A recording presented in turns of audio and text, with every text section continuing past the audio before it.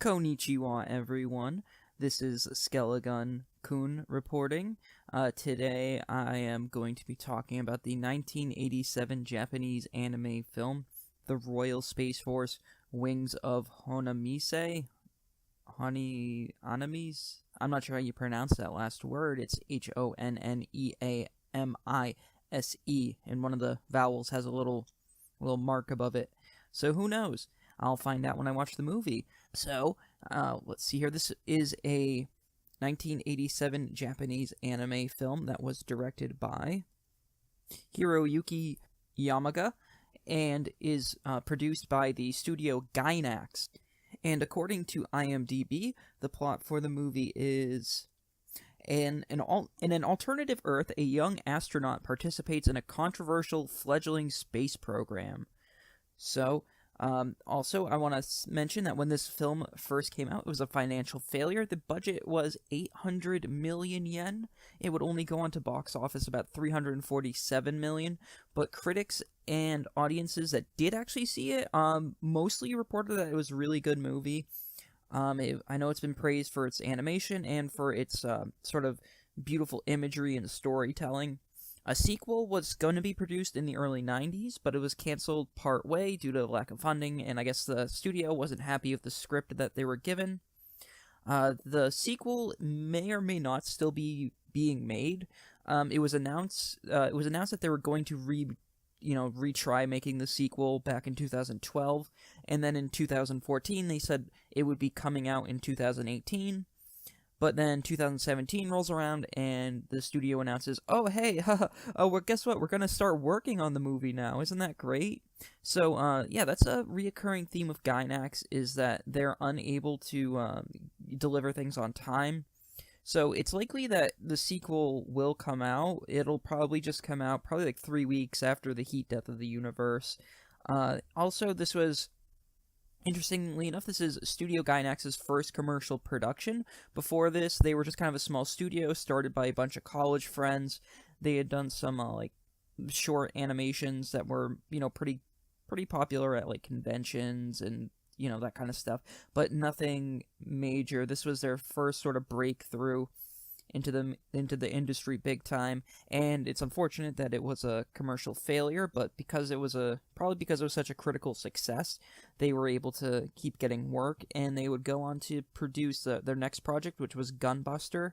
Gunbuster was a huge success, and because of Gunbuster's success, they were able to keep rolling in the industry. And then around 1995, they made a little tiny TV show. It was a failure at first commercially, and it kind of gained a little bit of a cult following. You may know it's called Neon Genesis Evangelion. Yeah, so that's Gainax for you. Now, so I want to talk a little bit about what I'm gonna expect going into this movie, because I have not seen it before, as is my sort of cliche gimmick at this point. The director, his name is Hiroyuki Yamaga. He seems to be kind of a staple over one of the founding members of Gainax. He doesn't seem to be a very extensive director, though he has filled in many roles over the years. He's been a writer, he's been a director, he's been a producer. One thing I want to talk about, is he wrote the scripts for Gundam 0080, A War in the Pocket, which is in fantastic OVA series. It's for people who aren't into Gundam or have never experienced Gundam, that is the series I would really recommend. It's only 6, because for one reason it's only 6 episodes, so if you're on the fence, it's a good entry because you're not risking much by sitting down and watching the whole thing. It's a very powerful series. It kind of Gundam has always been sort of an inversion of kind of anime cliches. The original one kind of created the real robot genre, as opposed to the super robot genre, by kind of depicting giant robots as weapons of war rather than just these sort of like superheroes that beat up aliens. War in the Pocket is really pinnacle of that. War in the Pocket is a brutal story about how awful war is, and it's told from the perspective of a child who witnesses his loved ones kind of get caught up in a stupid battle at the end of a war that doesn't need to be fought. It's a really kind of haunting series. I recommend you watch the first. It's only 6 episodes, so I say go ahead and watch War in the Pocket. So I'm kind of going into this pretty hopeful for that regards that he wrote that. One of the other things I'm noticing, though, is that he also seems to have directed the series Magical Shopping Arcade Abenobashi. Now, this has me worried because I've seen all of Magical Shopping Arcade Abenobashi, and that was a really just bad series. It's pretty terrible. So I'm kind of worried about his directing ability, because he actually directed that as opposed to just writing it. Like, he wrote War in the Pocket. Yeah, Magical Shopping Arcade Abenobashi was pretty bad. It is a completely different series in tone, though, from what I understand this movie is supposed to be. So maybe it was just he wasn't really able to do a kind of comedy series, which is what Magical Shopping Arcade is. And from what I understand, this movie is more of a serious in tone, so hopefully it'll be more up to 0080 War in the Pocket standard.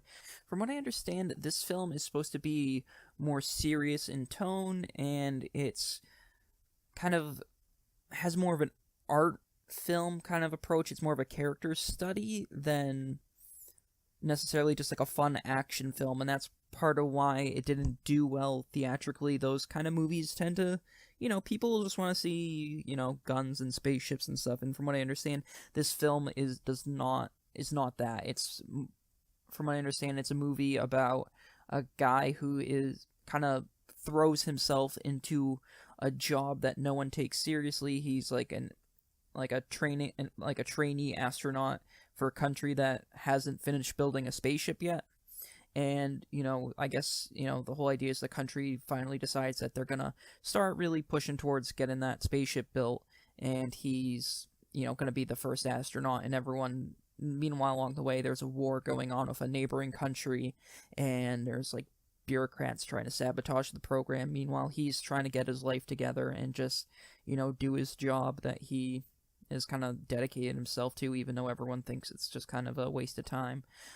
One thing I also want to mention is that this film is kind of supposed to be set on like an alternate Earth kind of thing, where it's like a sort of a fantasy realm without any fantasy elements, a sci-fi world without any sci-fi elements. It's not, the world we know.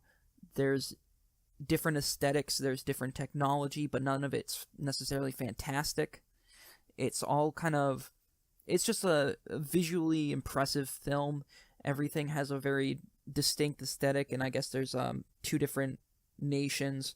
There's one that's supposed to be the royal space, like, the one that has the Royal Space Force in the title, so one's a monarchy, and the other one, I believe, is a republic, just called the Republic.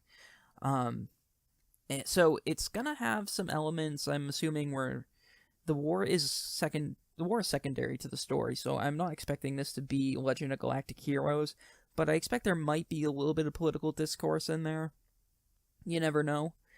Japan is interesting in that they were an imperium for hundreds of years, until the end of World War II, though it's arguable that around the time of World War II, they weren't actually really an empire. They weren't really ruled by the emperor in a sense. The emperor was pretty much a puppet. He was kind of just like the Pope of Japan kind of figure, and the real rule was in Tojo and his faction, which was sort of this quasi-fascist government, which just used the emperor as a figurehead. After the war, the emperor became literally just a figurehead. He was even stripped of that religious power that he once held, though I guess apparently the emperor still does carry out religious duties. It's just you're not allowed to worship him, or the state itself is not allowed to worship him, I guess. Though apparently the ruling party does openly worship the emperor.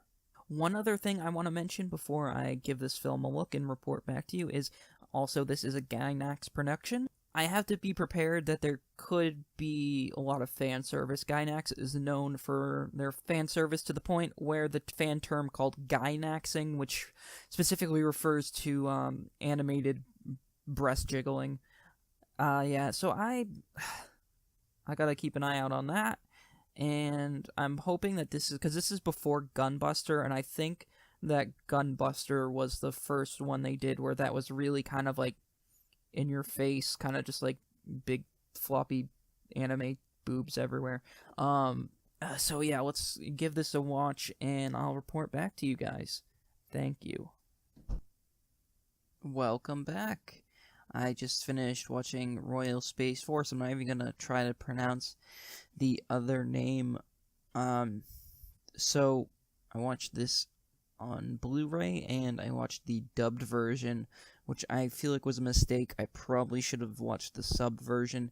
Most of the time, I prefer dubs over subs. I know that makes me a casual, but I prefer them because it means I get to actually look at what I'm seeing in the show and not just have to, read while I'm trying to, watch stuff. Anyways, yeah, so the dub was really bad. But it's a very gorgeous movie. Let me start off by saying that the art direction in this film is fantastic, and the animation is also spectacular. It's got a very unique aesthetic. It's hard to kind of place the aesthetic. It's kind of this like sort of fantasy-ish kind of look to the setting. But it's also got these sort of like almost like sort of Tibetan and like Aztec or Mayan elements that really make it stand out. This isn't just like Legend of Galactic Heroes, or it was basically Space America versus Space Prussia. This is a pretty unique kind of world this is set in. Everything has a sort of alien look to it, but at the same time, it doesn't necessarily look dysfunctional. It looks like it almost kind of makes sense, but it's all just very foreign. The money is, for example, the money looks kind of like, it almost looks, it's like these like weird sort of bullet-shaped tubes, or they look kind of like just like basically like metal cylinders instead of coins. All buildings seem to have a fire pit in them, even though this is set in roughly sort of a Cold War time frame. That's one thing, is there seems to be this seems like the principal religion of whatever sort of culture or world this is set in has some kind of almost Zoroastrian kind of thing going on, where they sort of revere fire, and so you see a lot of fire motifs. There's also a lot of dragon and mermaid motifs that seem to be prevalent in the background. It's a very unique looking film. That is the most striking thing, and I think I can see why some people didn't like the movie for saying it's slow paced. I kind of think it could be cut down a little bit, but overall I think it was a really good movie. I definitely recommend you watch it. I'm gonna not do a full scene by scene, and I will try to avoid some spoilers.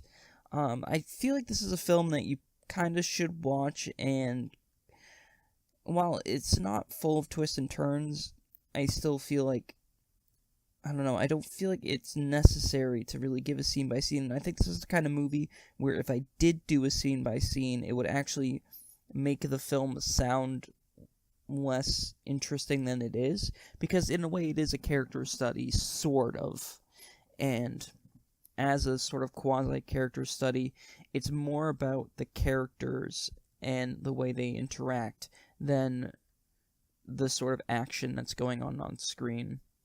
So, sort of the first half an hour of the movie is kind of, and this is a 2-hour movie, which is part of why I said this movie could be cut down a bit. So around the first half an hour, we're introduced to the main character, whose name is like Shirosagna?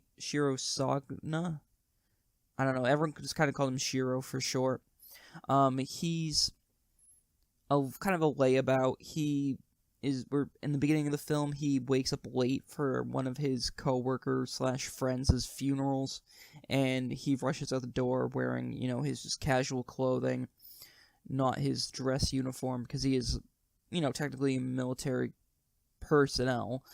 He should be wearing a dress uniform to his comrade who died, military funeral, basically, but he misses it.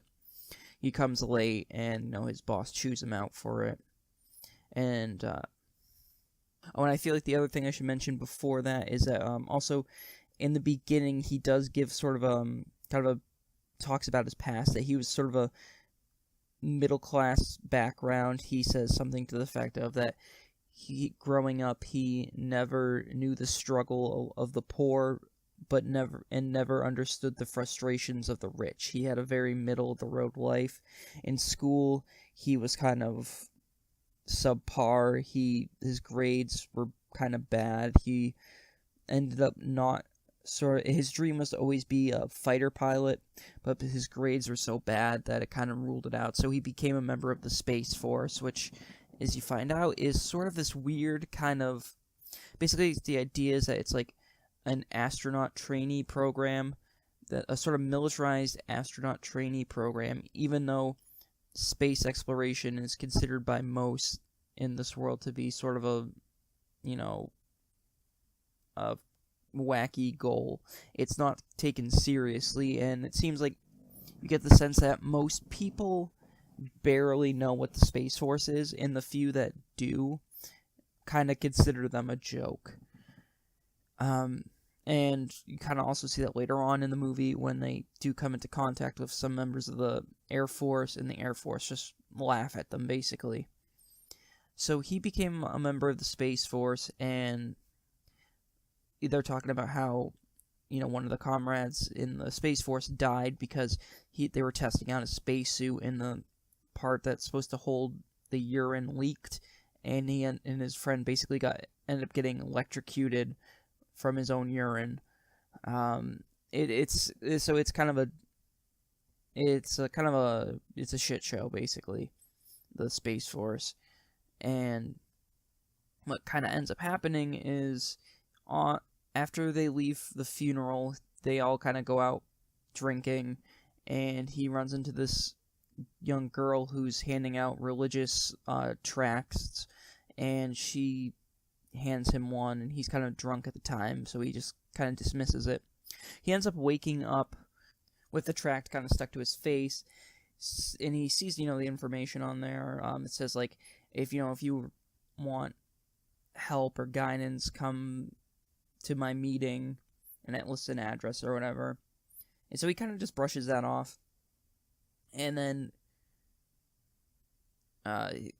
later that night, he does go out, and he goes to this house, basically. He finds this house in the middle of nowhere where the young lady who is handing out tracts is living with. I don't know if they ever explicitly state who the other little girl is, but I think it's her cousin, because she mentions later on that she got the house from her aunt, and she mentions that the little girl's parents used to fight in front of her. So I'm just drawing a connection here and saying that maybe the aunt was the mother of the little girl, which would make her cousin. Anyway, so this young lady, she lives there with her young cousin, taking care of her, and she's kind of very enthusiastic to talk to him about her religion and how society's kind of heading down a dark road, and she wants to kind of help people out. And she, conversation turns to what he does, and he's like, he's kind of embarrassed, I think, at first to talk about it, but then he kind of reveals a little bit about how he's a member of the Space Force, and instead of, laughing or dismissing him, she thinks that it is amazing. She, talks about how perfect space is because it's uncorrupted by, sin and everything, and this kind of, I think that kind of, motivates him. Maybe at first it's just kind of because there's a pretty girl and she seems interested in him rather than the religious aspect. But anyways, so the next day they're having a meeting for all the staff, and they're like, basically the project's going to get shut down. The noble houses don't want to pay for the project anymore. So either we need to basically nut up or shut up. So we need someone to volunteer to try to fly one of these rockets that just keep blowing up. Somebody's going to have to do it. And Shiro ends up volunteering. He wants to be the guy. At first, they try to be like, okay, anybody else want to volunteer? They do that kind of bit. But Shiro's the only one who'll do it. So that brings you kind of into the second phase of the movie. The second phase is sort of focuses more on the building of the rocket and Shiro's training, it really amps up around this time. And it also is kind of around this time he starts to become sort of a celebrity, and it deals, sort of his character becoming more confident, and the rocket being built. He meets the scientists. That's kind of like the next half hour. I don't want to, do the full scene by scene for that. The next half hour after that is when the movie really starts to get good. The second portion I just talked about was a little on the slow side. That was the part I feel could have been trimmed down a little bit. The third portion is when it really starts to get interesting. It's that's when the politics of the whole universe becomes more important. You have internal politics from the conservative sort of faction within the government that doesn't want they think it's a waste of time. They don't really care about the project. What they do start to think is that they see that they can use this project as a way to sort of entice the enemy faction or enemy empire, known as the Republic, into attacking. So they basically move the launch site from within the border of the country into the demilitarized zone in the sort of buffer state between the two empires, hoping to provoke a major international incident so that they have an excuse to go to war. You have that going on. At the same time, you also have Shiro kind of dealing with. There's also this sort of a civilian protest against the space program. On one hand, you have a lot of people who are sort of motivated by him. Then you also have this sort of faction that views the space program also as a waste of money that could be better spent on welfare and things like that. This is interesting because this also happened in real life in the 60s with NASA. They don't talk about it in school because they just tend to portray the space race as this big thing between the U.S. and the Soviet Union. They make it sound like, America getting to the moon first, even though the Soviets beat us into space, is this big accomplishment. There were a lot of people in America that weren't happy with the space program, and they saw it as a huge waste of taxpayer money that could have been spent on social programs that still exists. And that's probably why immediately after we got to the moon, the space program kind of just slowly deteriorated to the point where it's basically a non-existent entity. We have NASA still, and they do stuff, but we don't send people to the moon. We don't go to Mars anymore, any of that. And it's probably because all that money's been reallocated to social programs and military budget. Yeah, so that, you look it up. You'll see there were protests at Cape Canaveral and all that. Let's see here. Okay, so you have that faction. You also have you have the enemy nation, the Republic. They send an assassin after Shiro, and you also, it's during this time that there's one scene I really want to talk about that is very bizarre and feels out of place in kind of the context of Shiro's character. Shiro is staying at that girl, Raquini, I believe was her name, staying at her house, and he's sleeping on the floor one night, and he wakes up, or he was in this kind of weird sort of semi-sleep, semi-awake state. It's kind of unclear, and he sees that she goes behind a screen, because I think it's a one-room house, basically. She goes behind a screen to change her clothes, and he gets up out of bed and goes over and tries to basically rape her. It's very weird because, he's not really portrayed as the kind of character that would do that, and, she fights back, and then after she resists for a couple of seconds, he kind of, freezes in place and just sort of, realizes, I think maybe I don't know if it's he didn't realize he was doing or something, but she then clocks him over the head with a lamp and smashes the lamp over his head, and he passes out. And then the next morning he finds that she's already left the house, so he goes outside and catches up with her. And at first she doesn't even mention it until he brings it up, what happened the night before, and she immediately apologizes to him. and is like, I'm so sorry for hurting you. You're a nice man. I didn't mean to hurt you and stuff. And he's just kind of like confused, and he's just like, kind of just like, what? Why are you apologizing? And it just seems to kind of like perplex him that she is apologizing. And then after that, I think that kind of sours the. It kind of like, I think that kind of like, I don't want to spoil too much about the movie. I think it's important to kind of mention that scene because there are some people who are kind of sensitive to that kind of stuff, so I don't want to say, hey, go see this movie, and then you go and see that, and you're like, hey, you didn't warn me about that kind of thing. But anyways, yeah, so that does happen, and it's a very weird scene, and I don't know how I really felt about it. I didn't like it, I mean, but on top of that, I don't really think it makes sense within the context of Shiro's character. But other than that, it's a really, really good movie, I think, with the exception of that kind of one sour point.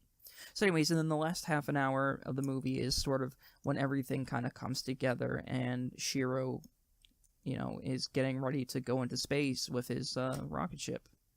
So that's kind of the overall arching storyline of the movie, and you know, there are some action scenes, there's, you know, but and there is kind of like a battle at the end of the movie, but this isn't an action movie, this isn't Legend of Galactic Heroes, like I mentioned earlier, this isn't even War in the Pocket. Those are both good series you should go watch. The other thing I want to talk about is I expected that there would be some kind of political discourse possibly about how one faction is an empire and the other is a republic.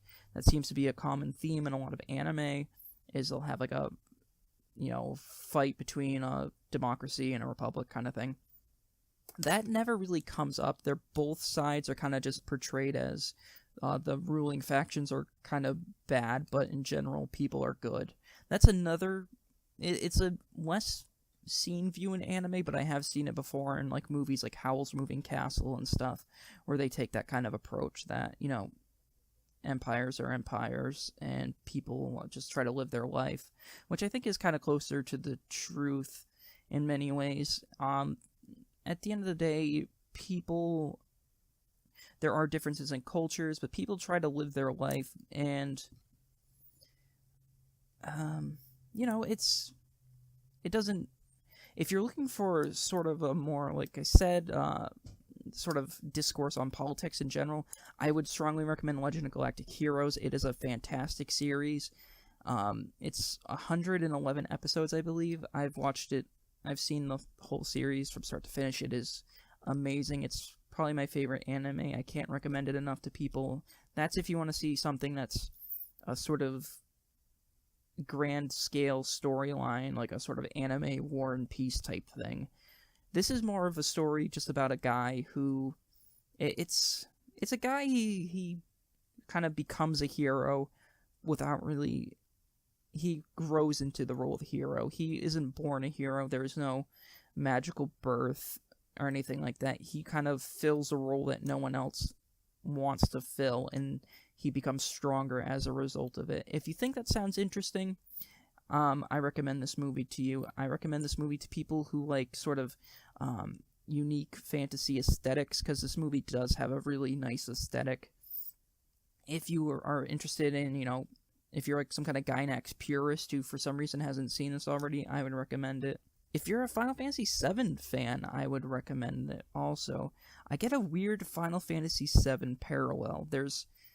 I have some theories that maybe this movie might have been a little bit of inspiration. Final Fantasy VII, I think, is ultimately, it's Berserk with a sci-fi coding, but this is, I think, like, especially Sid Highwind's quest or storyline, and also it's mentioned.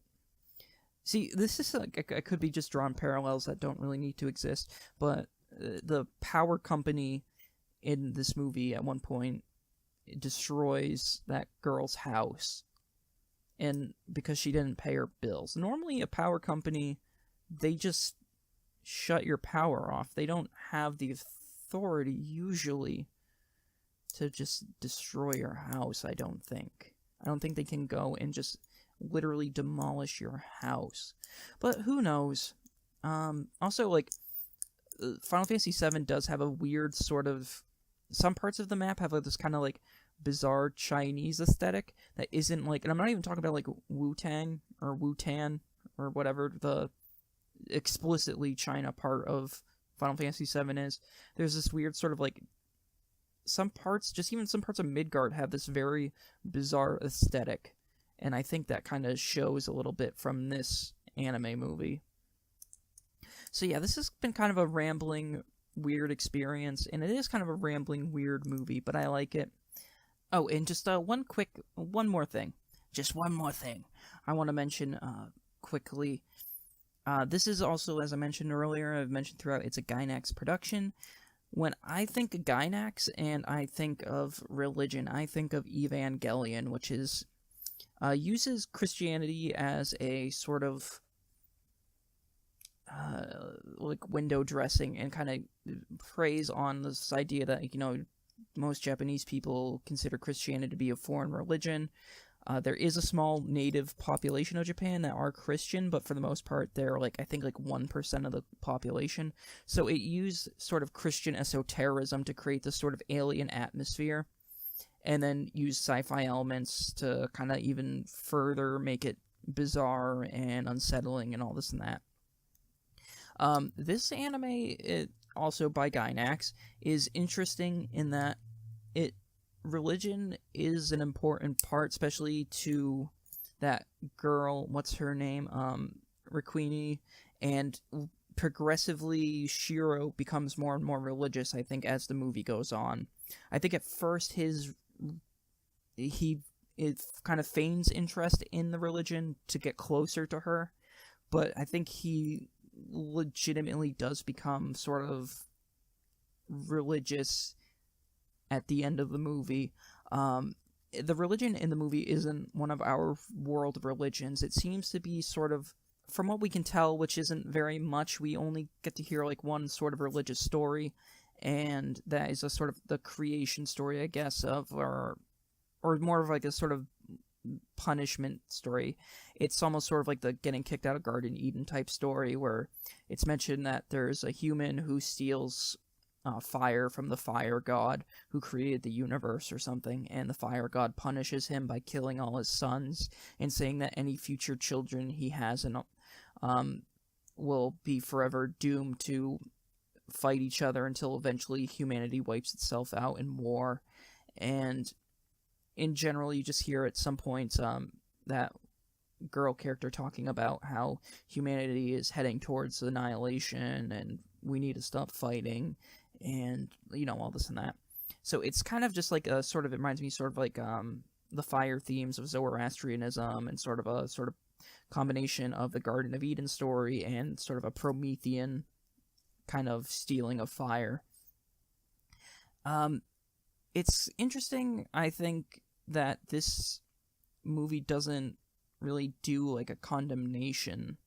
Usually and I find in a lot of anime, there's either just a sort of religion is like in Full Metal Alchemist, where it's just kind of like a thing that's exploited, or in like Hellsing, it's like religious people are portrayed as like super fanatical nut jobs.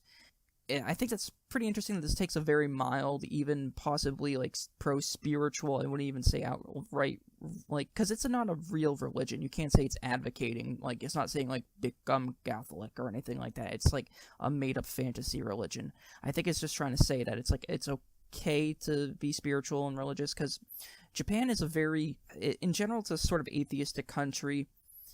There is Buddhism and Shintoism, but Buddhism isn't you don't worship Buddha as a god. Some sects of Buddhism actually do, but that's kind of the point. And I think even then, like, especially after World War II, when they had their spiritual leader, the emperor, stripped of divinity by the Americans, the American forces literally part of the Japanese constitution or whatever it was called, was literally like the emperor is not holy. He doesn't have sacred powers.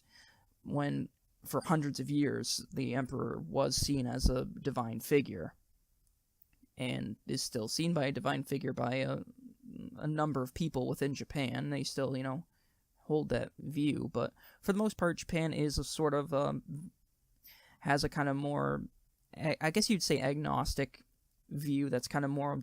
So I think this movie is also kind of interesting in that it explores spirituality not from a condemning role, which you usually see in a lot of anime, where it's almost always just religion is almost always just used as like a thing for like an excuse to have demons or to have a corrupt church.